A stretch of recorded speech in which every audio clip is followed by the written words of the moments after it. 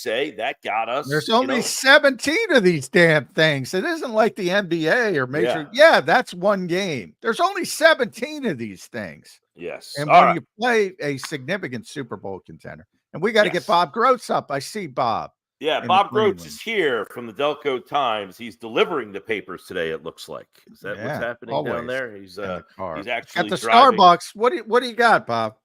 Oh, I got a Starbucks. Yeah, I'm on my way to Brazil for the opener, man. Yeah, it's a long ride. It's a long drive. So yeah, a lot of you got to get going. You got to get going. There's some, make sure you stop at a rest area, stretch the legs, because it's a long way. You're right. There's a great rest area in Panama. I was looking at it. That's where you want to go. Yeah. It's like I think it's like a 12-hour travel day, but it's 13. Only 13 hours, but it's only 1 hour difference in the time. 13-hour flight is what I heard. So I wish the Eagles got the Madrid Spain game. I prefer that game than going to Brazil. Oh yeah, me too. Yeah. Well, the fact that the game is in Sao Paulo, I mean, everybody, like, for instance, my girlfriend would love to go to Rio, but she has no interest in going to Sao Paulo. So it's like, to try to figure that out to go. I know a lot of these Philly travel trips, they're going to Rio for a bunch of days and then going to Sao Paulo. Yeah. Yes, exactly. I'm staying home for that one. I've already know made how my safe. decision. How safe is it down there? Does anybody know? No, nobody knows. I mean, really, it's going to be Dom against what? The Dom against the world. Dom against the world. Yeah. Dom against the world. Yeah. Well, Bob, another draft, and it's another speculative, 48 hours that Howie Roseman might actually pick up the phone and make a trade. How possible do we think Howie Roseman making a deal is tomorrow? Oh, I think he probably will. Unless he's, what? Let me take that back, because there's going to be players that drop because of the amount of quarterbacks and wide receivers going off the board early. There's going to be people available, offensive linemen. I don't know that they would trade up for that, but someone could drop into that 22 slot. Even that cornerback John McMullen likes, Quinyon Mitchell. Yeah. He could draft. I mean, I don't think there's any way he lasts the 22, Bob. Anyway. I don't get that. What is the fascination with this guy? He intercepted these mid-major quarterbacks who couldn't even. What is the fascination with any draft pick? Everybody acts like they're everybody. Everybody is Arnold over here. Him in a New York minute. I'll take it. I will say Terrion Arnold is probably the safer pick. I would say that, but I think Quinyon Mitchell has the higher ceiling, Bob. I'm going to the higher. Haven't we gone through a whole thing of Roseman trying to outsmart everybody by taking unknown players, and then he takes all these Georgia guys, and now none of them can play?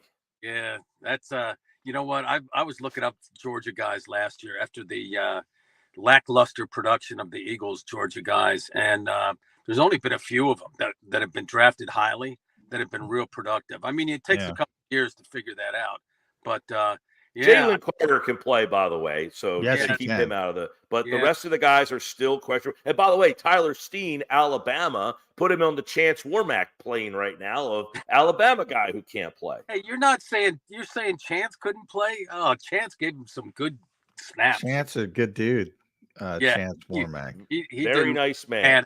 You're right. Yeah, he didn't really pan out, but but you can tell I'm not a big Quinyon Mitchell guy, and I don't believe for a second. How dare you impugn Quinyon Mitchell? A second that the Eagles are trying to trade up to 12 to get him. I mean, oh Lord. I mean, I believe it. I'm buying it. I'm buying it, Bob. I'm buying it. God, yeah. I'm 12 or 16. Mark it down. 12 or 16, but. Yeah. I don't think he'll be there at 16. If they're trading up to 16, they're trading up for an offensive lineman. Well, I'll tell you this, though. What they should do, I think there's a lot of offensive tackles in this draft with names I can't pronounce. That I mean, they're you and me both. I have to look at them. In Oregon, I like the Oregon State guy. What's his name? Fuga. Oh, well, I like the nice. Alabama kid because and the Washington kid because they can move around. They can play guard to start. Buwaga, I think, is more of a tackle. He's more of And a then you're sitting behind Lane and no. Jordan Mailata for a couple of years. He could move inside. He's very athletic, and By I the mean, way, he's going to go too high too. I think he's going to go too high. You'd have to trade way up to get him. He may be Yeah. the first offensive tackle taken. And No, that's Joe Alt. Joe Alt. oh, is, I'm sorry, the second. Yeah, you're right. yeah. You're right. Joe Alt is really, yeah. I mean, he's man. he He's could be a generational talent. Yeah. yeah. Yeah, so Talise Fuaga is the Oregon State player that Right. that Bob is bringing him. He's Yeah, unbelievable. well, so like Howie has, we talked about this earlier, and we always try to find. He has his defaults, right? Hey, offensive line, I'm good there. Boom. But he did have that little run of wide receivers. Is there something that might be a total curveball that you could foresee happening? A total curve. I'm not so sure about that. I think Brian Thomas should be a guy they're interested in too. I mean, people think I'm crazy for another wide receiver, but okay, assuming that the reports are correct that AJ Brown, they're at least talking to him about an extension, which by the way I don't really believe. I think they're trying to keep him happy right now, but you're going to need another wide receiver. You go through those. I mean, they've been fortunate in terms of injuries with those guys. So, and this Brian Thomas guy, Brian Thomas Jr., that's the guy. Yeah, from LSU. LSU. He's really good, and he's a big receiver. He's an AJ Brown type, but he's a little more fluid, if you ask me. So, and that's a huge need. And the other guy, I've seen early mocks with this guy, Brock Bowers. He's not going to be around. Yes, that's the curveball, Bob. Yeah, that's the curveball. I don't see them going up for a guy like that, but he's the flex tight end. What about? He's really talented. If Georgia had thrown him the ball a little bit more, they would have been playing for the national championship. I've dampened on this over the past 24 hours, but what about edge rusher? What about Latu? If they get medical clearance? I like the guy from Alabama, but they're not going to get him, right? He's going to go too high. Dallas Turner, I don't even talk about. Yeah, the guy you're talking about, to me, he's a little undersized, but he's a real athlete, and he's got an attitude, and he's very smart, and he reminds me of what's this guy's name? Hassan Reddick. He reminds me of Reddick. Yeah, he's really that would be the curveball that I would think about too, right there. Is somebody like that if he started falling, and we don't know how. Well, we do know that 4 of those quarterbacks are going to be taken, right? What if Penix comes off the board, or the other one, Bo Nix? Bo Nix. Yeah, and that would be a trade down possibility for the. I do think 6 quarterbacks are going to go in the first round. That's how desperate some of these teams are. That's criminal. That is just outrageous that these teams are so desperate. Like, do you have to show your desperation on national television that you are that pathetic to find this position? Well, that's why. There's only 3 legit quarterbacks, in my opinion. You're taking a guy that has no business being drafted in the first round just because you're that desperate. Some of these teams, and that's why Howie's really good at his job. Some of these teams pigeonhole themselves into a corner, and they have to take a quarterback. Minnesota has to take a quarterback. Denver has to take a quarterback at some point. Las Vegas probably has to take a quarterback. These are crappy organizations that paint themselves into a corner. You don't want to be in that situation. By the way, Minnesota has Sam Darnold, right? Yeah. Yes. Okay. So this was a guy at one point was the 3rd pick in the draft, has played in the league to some microcosm of success. He's mediocre at best. You're telling me that you think that Bo Nix is going to come in and be ready to be better? I don't think so. I don't say, like, how do these teams continue to operate this way? You got to be a complete moron to go down that road. That's crazy. That's why they're bad organizations. And in the case of, I don't think Minnesota's in the conversation for Bo Nix. They're more in the JJ McCarthy range. Yeah. but which is completely but I'm with you with Sam Darnold. I'd be like, he spent a year with Kyle Shanahan. Maybe Kyle fixed him. Coach him up.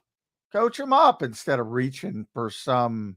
Yeah. To me, I'm with Bob. There's 3 legitimate quarterbacks: Caleb Williams, Jaden Daniels, Drake May, and they're probably coming off the board 1, 2, 3. 1, 2, 3. Yeah. That's what I have him in my mock draft. And Michael Penix, he had receivers that made him look good. And that Michigan, he did. Yes, all he you have did. to do, put on the tape of the national championship game, and you could see the way he feared the pass rush. And that's what you're going to get in the NFL. Even from the worst teams, you're going to get that Michigan pass rush. That's going to be a tough fix. Thinking that I will say this about Michael Penix, though, Bob. He turned around that crappy Indiana program before he even got to Washington. So, and he didn't have great talent at Indiana before he transferred out to Washington. So I have a little bit more hope for him than Bo Nix, who Bo Nix is like 27 years old. He's already midway through his prime. I'm exaggerating, but turned around the Indiana program. Hey, anything good would turn that program around, right? I mean, they had their moments, but they were that's a Big Ten program. I look at Michael Penix play, and I think there's a guy who's afraid to get hurt. And, he's always hurt. Yeah, that's part of the problem. Hurt, I don't see that working at all. But but you guys just mentioned Bo Nix. He's probably, of all the quarterbacks, he played the most in college. He's probably going to make the most seamless transition, in the first year. So he's like a 7-year college veteran, right? Nix. But is he that good? Nah. He's already 20. Let's see, he's 24. He'll turn 25. He's calling Chris Winkie asking for advice on what to do. Is he Drew Brees? I don't think so. Yeah, no. But I think he's going to end up in Denver with Sean Payton. So we'll see how that trade for Zach Wilson is kind of interesting. Is it? Yeah, I don't see him. Yeah, he just cannot process the NFL playbook. I mean, listen, he was a disaster with the Jets, no question. But was the second pick in the draft. John, you've mentioned on here before. The Eagles loved him. Loved Zach Wilson. If you're going to get paired with somebody to try to get the most, isn't Sean Payton the guy? And does that kind of take them out of the quarterback mix, especially at number 12, which is a spot that has been speculated for Philadelphia often is, hey, you no longer need that quarterback. Let's flip spots and you can get your Bo Nix at 22. I think you could give a lot of guys to Andy Reid, for instance. And he could turn them into a good quarterback. But here's the problem. When they get to a crappy situation, Justin Fields in Chicago, Zach Wilson, by the time they get to their second team, they're already ruined. They're ruined. They're done. They're cooked. Most of the time, yeah. That's why I have a little bit of confidence. Alex Smith. Really, it took him a while, but he really caught on. Yeah. I have a little bit of confidence in Sam Darnold because he spent a year with Kyle Shanahan, and he probably knows a little bit more about playing quarterback now. But he might have been ruined by the years with the Jets in Carolina. You don't know. Those guys, David Carr. I don't think David Carr was a bad quarterback. He just got sacked 80 times, and he was so skittish from that point forward. Right. I think he'd be one to a great situation. He'd be a hell of a lot better than Derek Carr and the opposite. But, I don't know about better than Derek Carr, but there was another guy who didn't process, man. I mean, some people just can't see how the game unfolds, How do you process when you're under siege, Bob? Well, that's part of it. Maybe you get rid of the ball as soon as you get the snap. You do something. You don't just take a sack every play. So, I mean, there's guys that and in this day and age, for teams to miss on that, it just boggles the mind. How could you not know? You see the way he reacts to pressure. How can you not know watching the tape? If you can't, you need to hire somebody who can figure that out just by watching the tape. By the way, Yeah. even Caleb Williams, that poor guy's got to go to Chicago. So Oh. people can talk about how good he is. When is He's- the last? I- You got to go I back was to gonna Jim get McMahon and then what? Sid Luckman? What are we going back to in Chicago? Was Well, Sid Sid- in Chicago? Sid Luckman wasn't a runner. I covered him back in the day. He was not a runner. He was, and he could process. Yeah. So They that's, do could not have a good history with quarterbacks, is what I'm trying to say. yeah. He could Well, process. they're gonna get it right with him. He's really good. He's creative. He's got a great arm. He's mobile. They're gonna get it right with him. They'll put there's betting odds on what colored nail polish he's going to wear tomorrow night. Well, that alone, I'm not taking him Joking. number I'm one. not joking, by the way. I'm not taking him number one. That is a Jimmy Shapiro email that I got yesterday from the What color nail polish will Caleb Williams be wearing? I must have deleted that Jimmy Shapiro email quickly because I didn't see that. Here, yeah, I have it. Primary color of Caleb Williams. You nail thought I was polish. making that up on a platform such as this with all No. these viewers? I'm gonna embarrass black, myself. Black is the favorite. what's the Green over and is under? What's the green is the long shot. Or- Black the favorite. Green the long shot. Okay, that's good. What's the over and under on how many calls it takes for the Eagles to complain, or the Sixers to complain about the officiating tomorrow night? Well, if Pittsburgh trades under the Eagles' nose, I think Howie Roseman is going to file a grievance. Yeah. Bob. That stuff just blows my mind. I mean, come on, man. Just play the game. Like they were just standing around watching, except for Tyrese Maxey, who got hijacked. Like Mugged. He got mugged. Everybody keep that gets. in mind. Yeah. Keep that in mind, guys, that the Sixers game and the Eagles draft seemingly falls on the same day every year. I don't know why the NBA continues to say, hey, let's put our best matchup, the only matchup that anybody's really watching, and put it up against the NFL's monster night of the offseason. Bravo. But that's where Howie Roseman says even if the Sixers win, I will blow them off of Bob Grotz's column, and I want to get my name right up to the top. Do the Eagles still think that way? Yeah, Well, I think they do, but I don't think they. I'm thrilled that the draft is Thursday night, so I don't have to watch that Sixers game. They're just torture to watch that team. I don't even enjoy watching that team, so I'm kind of thrilled that I'll be busy. That's gonna be a war. Oh, I mean, they're gonna start haymakers from the first play, from the tip off. I'm more concerned about I'm more concerned about the traffic, Bob. You know me. Yeah. Oh yeah. We'll get there early. But you know what? For the draft, I mean, the first night, the way they stretch this thing out, come on. I mean, this is too much, man. Do it. I remember when they used to do it all in one night. I covered drafts like that. Yeah, I used to like the Saturday Sunday setup. I'd like 2 days over the weekend.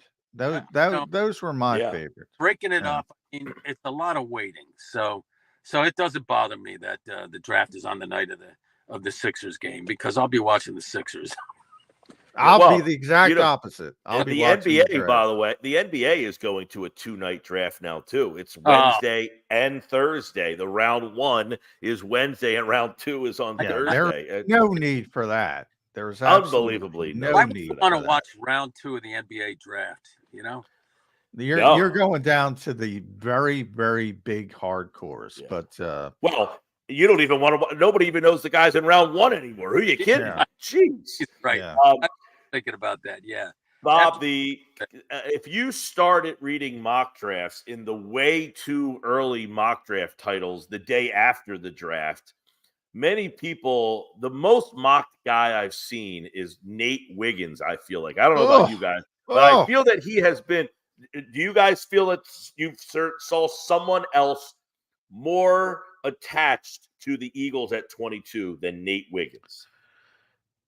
I think that Mitchell guy. I've seen a lot of mocks with that, but Wiggins is Mitchell's a trade-up scenario. Wiggins is if I stay. Yeah, I've seen a lot of Wiggins stuff, and I just think it's an example of why mock drafts are absolutely useless. Not that he's a bad player. He's just a bad fit for the Eagles. I mean, he's 170 pounds soaking wet. Yeah, he's I plays, yeah, and he's he a does great. come against Division 1. I mean, legit quarterbacks, not like the guy from Toledo. I mean, I think that's he's a no. great press coverage corner. I look at the highlights. He's reading the eyes of a quarterback who is going to be selling furniture, in a couple months, And I'm thinking, this guy shot up the boards, like, and Yeah. he had a great weightlifting workout at the combine. I'm thinking, I don't need my cornerback to be lifting weights, to be benching 220. I don't know about Yeah, I would be stunned if the Eagles take Nate Wiggins, and I'll say it and I'll probably be wrong, but You I think he's just do going? not. I First, don't see the fit at all. At all, I don't see that fit. Are there other guys in that mold that you keep seeing that you're like, that doesn't Well, make any sense? Cooper's a big one. I think as the process has gone on, DeJean, I think Cooper Yeah. DeJean has right. been a big connection. If you stay at 22, but I don't think there's any way they're staying at 22. I think there's how he gets these deals done in advance. He does all the legwork Yeah, and homework back. leading up to the draft. And, some certain things have to happen, but if you're putting a percentage on it, probably 85% he knows who wants to come down, 90% who wants to come down if he wants to go up. And then if things fall the right way, you just make the deal. Call the guy up. That's all the legwork before the draft. Up in like 5 of the last 8 drafts or something. Yeah, 4 of the last 5 he's traded up. All right, he's even more than that. Yeah, but he's a trade up guy. Yeah, so I wouldn't be surprised if he traded back. Like the year they got Goddard. So that year was a little bit. They had the 32nd pick because they won the Super Bowl. And they didn't want Lamar Jackson, the 5th-year option, but they knew somebody was going to come up for Lamar to get that 5th-year option. So they were taking advantage of a unique situation. And it worked out for him. They got Dallas Goedert. That was a great draft. That was the Dallas Goedert, Josh Sweat, Avonte Maddox, Jordan Mailata draft. Well, and I guess the fact that they have the 2 second-round picks makes a trade up more possible because of that. The fact that they have the 2 picks in the second round. Yeah, but we had a Brooke over on in the first hour, Bob. He pointed out that the Eagles have 50 and 53. Their 53rd pick, they got LaShawn McCoy at 53. They got Miles Sanders at 53. They got Jalen Hurts at 53. So you want to trade the 50. You don't want to trade the 53. That's what that says, right, Bob? Yeah. Oh, yeah. Yeah.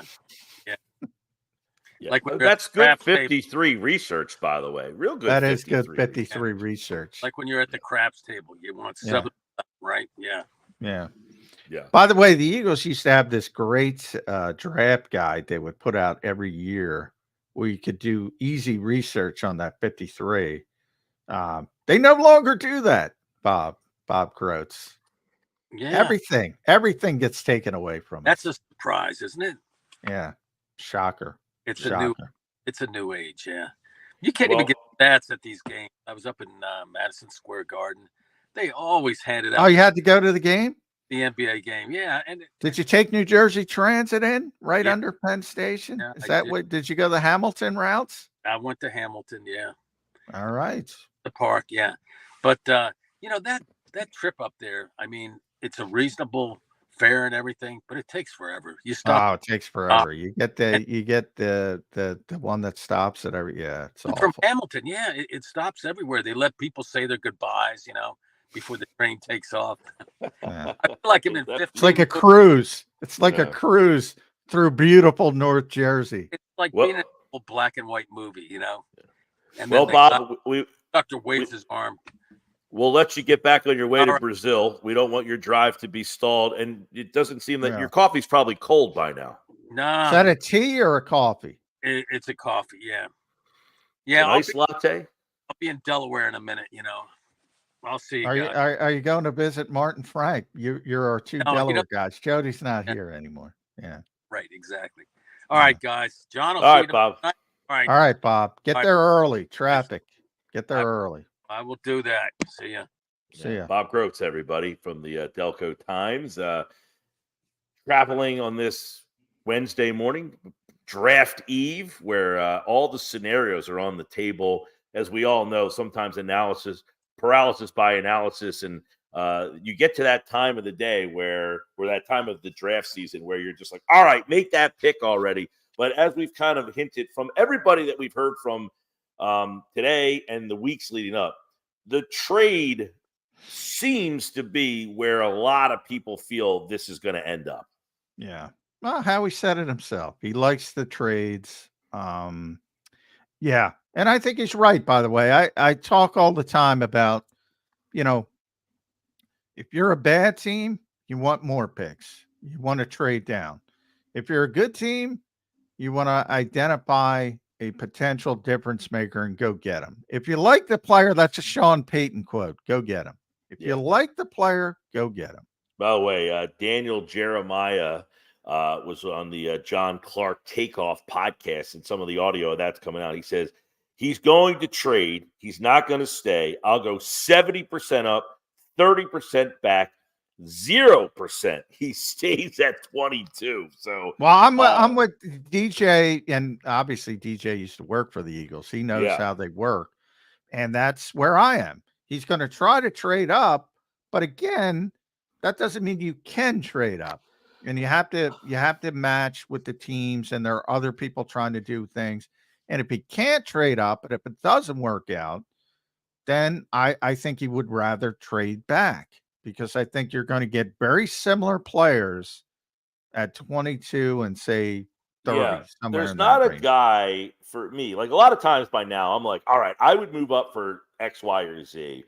I don't have that guy that I'm like, man, I really hope they can make that move and go grab that particular guy. I'm in the boat of either if I have an established player that someone's willing to move on from because of contractual situations, which, by the way, the Eagles have done in the past with many guys. A.J. Brown obviously is one, but they've done others. And now I'm not saying you would trade pick 22 for a Chauncey Gardner-Johnson, but they've made trades where they've given up picks to get established players. If you had that player that made sense, I would be in that camp. But definitely what you're saying, John, and Brookover brought this over, get multiple guys in rounds 2, 3. If you can load up there. Well, I don't think they need volume. That's not the point. I think, and that's why I think, because they're a contender, I don't think they need volume. So to me, it's more about evaluation of the player. And you might as well pick up extra draft capital. You might want to trade up later in the draft. Well, I'm not even saying volume for like help right away. I'm talking about volume for competition and depth. I feel like that's where a team it gets overlooked sometimes, is the competition and depth that you have making your overall roster better. Because as we talked about the first day I filled in, when Robert Griffin III said, they have the best roster in football. I don't know if it's the best, but I don't know if it's the best, but I still think they have a top 7 5 or 8, 7. Yeah, okay, 5. They still have a pretty good 22 foundation. I think it's the peripherals that need more, and getting more guys in those 2 to 4 range adds more competition and depth. Yeah, to me, it's they don't have a lot of open roster spots, number one. And even you talk about a guy like Rodgers at the start. Now they're deeper at cornerback. He's officially back. He's an NFL player. And they become a little bit deeper there. So I don't see a lot of space for this big number of rookies. Yeah. So that's part of the reason why I don't care about volume. And then the second part is the evaluation. Look, if you're going to get the same player at 22 and 30, or somebody similarly on your board, why not get something else and then trade up later? Maybe where you don't have anybody you want and you got to move up a little bit. Even on day 3, you do this kind of maneuvering and say, all right, you have a targeted group of players for each position on the board, and you say they're all gone, or if this last one, I got to go up and get them. Yeah. and it gives you just more ability to maneuver. But yeah, plan A is to go target one particular player. My odds are Quinyon Mitchell's that player right now. That's where I ended up at. I started at Quinyon Mitchell way back, and I'm gonna moved off him, and now I'm gonna end on him. That to me is the guy. And if you're able to get it done, that's plan A. Everything else is contingency. Plan All B, right. plan C, plan D. I'm going to ask you this question to chew on as we come back for our final segment. One name that's been connected to the team that's a bust, that you're like, that guy will be a bust. I think I know the answer, but think about it. And when we come back, I want you to answer that question for me, John, as we wrap up a Wednesday edition of Birds 365 next.